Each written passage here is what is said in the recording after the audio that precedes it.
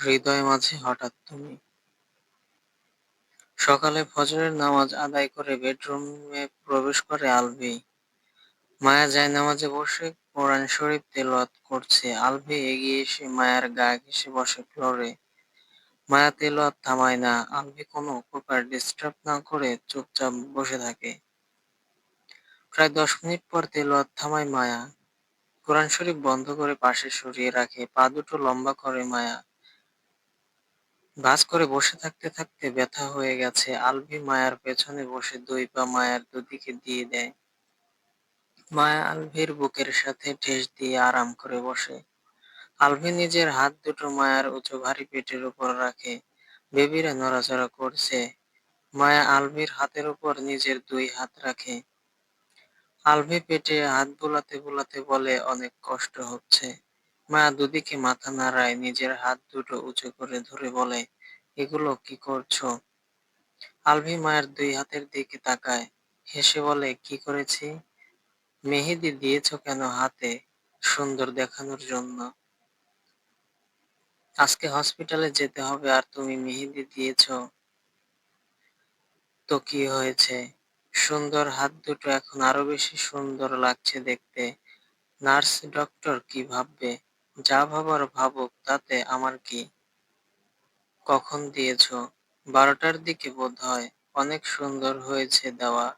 তোমার হাত দুটো যে সুন্দর, তাই সুন্দর লাগছে। মায়ার হাত দুটো ধরে উঁচু করে 2 হাতে চুমু খায় আলভি। রাতে মায়া ঘুমিয়ে গেলেও আলভির ঘুম আসছিল না। মায়ার হাত ধরে আধশোয়া হয়ে বসেছিল, তখন চোখ পড়ে মায়ার হাতের দিকে। হাতের নখগুলো বড় বড় হয়ে গেছে আবার। নেইল কাটারটা এনে 2 হাতের নখ কেটে দেয়।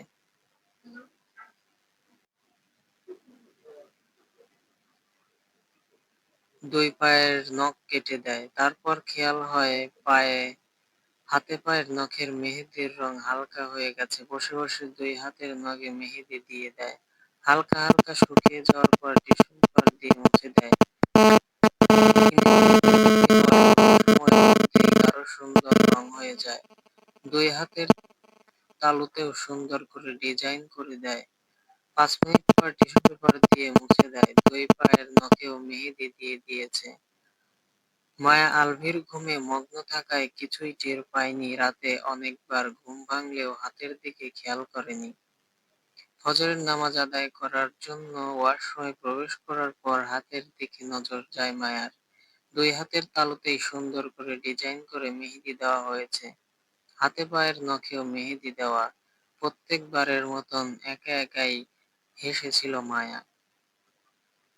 আলভি বাড়িতে আসার পর থেকে মায়ার হাতে পায়ের নখের মেহেদির রং কখনো উঠে যায়নি বা খুব একটা হালকা হয়নি।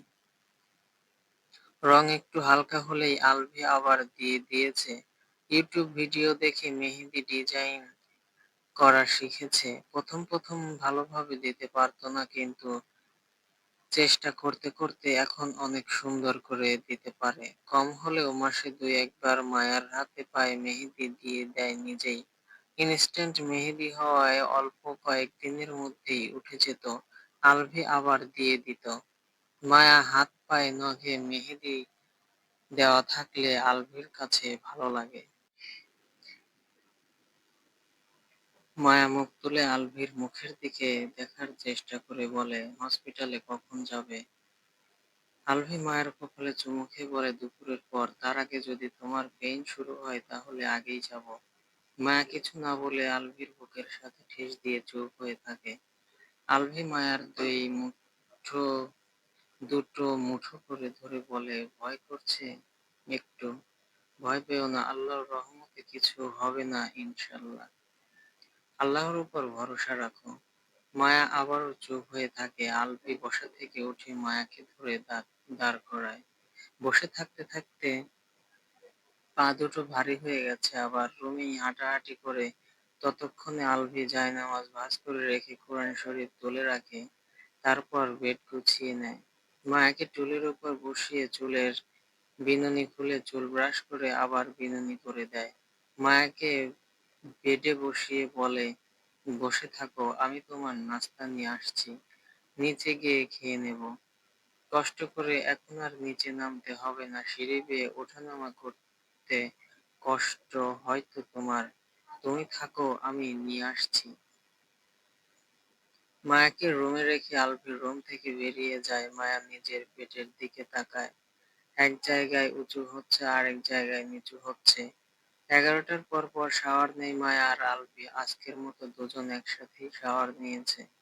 মায়া ওয়াশরুম থেকে বেরিয়ে বেডে এসে বসে। আলভি দুজনের ড্রেস ধুয়ে হাতে নিয়ে বের হয়। ব্যালকনিতে মেলে দিয়ে এসে ক্রিম লোশন নিয়ে মায়ার পাশে দাঁড়ায়। মায়ার ফেসে ক্রিম লাগিয়ে দিয়ে হাতে পায়ে গলায় দিয়ে দেয়। তারপর মায়ার চুলগুলো ভালোভাবে মুছে নিয়ে হেয়ার ড্রায়ার দিয়ে শুকিয়ে দেয়। নিজের চুলগুলো শুকিয়ে নেয়। হেয়ার ড্রায়ার অয়েলে মায়ার চুলের গোড়ায় ভালোভাবে অয়েল ম্যাসাজ করে দেয়। তারপর পুরো চুলেই দিয়ে দেয়। চুলগুলো ব্রাশ করে বিনুনি করে দেয়। সবকিছু করা শেষ করে নিজের গায়ে টি শার্ট জড়ায়। নিচে গিয়ে মায়ার জন্য খাবার নিয়ে আসে আবার। মায়ের সামনে বসে নিজের হাতে খাইয়ে দেয়। মায়ার জোরাজুরিতে নিজেও খায় অল্প। মায়া খাওয়া শেষে আলফির সাথেই নিচে নেমে আসে মায়া। আজ আলতাফ মাহমুদ আর আহনাফ মাহমুদ অফিসে যাননি। মাহির একাই গেছে অফিসে। লাঞ্চের পর মাহিরও ফিরে আসবে। নিচে এসে সোফায় বসে। আলভি প্লেট রেখে এসে নিজেও বসে সোফায়। নাহার বেগম এটা সেটা জিজ্ঞেস করছেন মায়াকে। মাহিদ মান্তাসাকে কোলে করে নিয়ে এসে বসে আলভির পাশে। মান্তাসা আলভির কোলে এসে ওর গলা জড়িয়ে ধরে মুখের দিকে তাকিয়ে বলে, ছোট আব্বু। বলো আম্মু।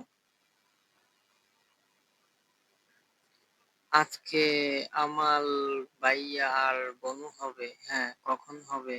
হসপিটালে যাওয়ার পর। তাহলে চলো। কোথায়? হসপিটাল? আরেকটু পর যাব। আমি কোলে নেব।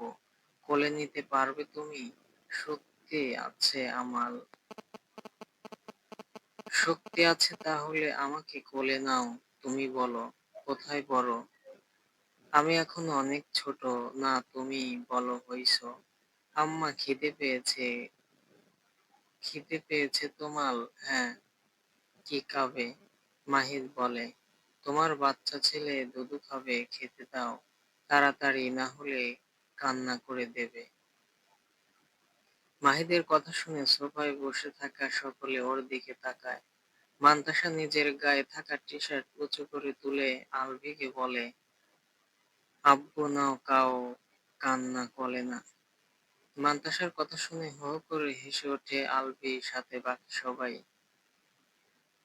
মান্তাসা ছোট করে আলভি সহ বাকিদের দিকে তাকাচ্ছে। এভাবে হাসছে কেন সবাই? মান্তাসা আবার বলে, কাঁদছো না কেন, কাও। মাহিদ হাসতে হাসতে ঠাস করে সোফা থেকে নিচে পড়ে যায়, তবু ওর হাসি বন্ধ হয় না। হাসতে হাসতে আলভির পেটে খিল ধরে যাচ্ছে। দুপুরের খাবার খেয়ে মায়া আর আলভি রুমে আসে তৈরি হওয়ার জন্য। একটু পরেই হসপিটালের উদ্দেশ্যে বের হবে সবাই। একটা ব্যাগের ভেতর মায়ের জামা কাপড় সহ আরো প্রয়োজনীয় সবকিছু ভরে নেয় আলভি। মায়া ফ্রেশ হয়ে এসে বেডে বসে। আলভি ড্রেস চেঞ্জ করে প্যান্ট শার্ট পরে নেয়। মায়া আর কি তৈরি হবে। আলভি মায়ার চুলগুলো আবার খুলে ব্রাশ করে বেঁধে দেয়। মায়া আলভির মুখের দিকে তাকিয়ে থাকতে থাকে ঝরঝর করে কেঁদে দেয়। সযত্নে মায়াকে বুকে আগলে নেয় আলভি। পিঠে হাত বুলিয়ে মায়ার মাথায় চুমু খেয়ে বলে, আল্লাহর রহমতে কিচ্ছু হবে না ইনশাআল্লাহ, সাহস রাখো। যদি আমি। আলভি থামিয়ে দেয় মায়াকে, আরেকটু শক্ত করে জড়িয়ে ধরে বলে, কিচ্ছু হবে না তোমাদের ইনশাআল্লাহ। মায়া শক্ত করে আলভির কোমর জড়িয়ে ধরে কান্না করতে করতে বলে, আমি অনেক বছর বাঁচতে চাই তোমার সাথে। আলভি মায়ের মাথায় আবার চুমু খেয়ে আদর করে বলে, হ্যাঁ, আমরা একসাথে বাঁচবো তো অনেক বছর। মায়া আবার কাঁদতে কাঁদতে বলে, আমি আরো শত শত রাত তোমার বুকে মাথা রেখে শান্তিতে নিশ্চিন্তে ঘুমাতে চাই। শত শত ভোর দেখতে চাই তোমার সাথে। তোমার বাহুবন্ধনে আবদ্ধ হয়ে শত শত ভোরে ঘুম থেকে জাগতে চাই। আমি চাই তোমার ভালোবাসার উষ্ণতায় ঘুম ভাঙুক। আমি তোমার হাত ধরে বৃদ্ধ হতে চাই, তোমার আদর, যত্ন আর ভালোবাসা আরো অনেক বছর পেতে চাই। আমাদের সন্তানদের নিয়ে হাসি খুশি আর শান্তিতে ভরা একটা সুন্দর সংসার করতে চাই। আলভি শক্ত করে ধরে রাখে মায়াকে, গলা ধরায় বলে, তোমার সব ইচ্ছে চাওয়া পূর্ণ হবে ইনশাল্লাহ। আমি অনন্তকাল তোমার সাথে থাকবো।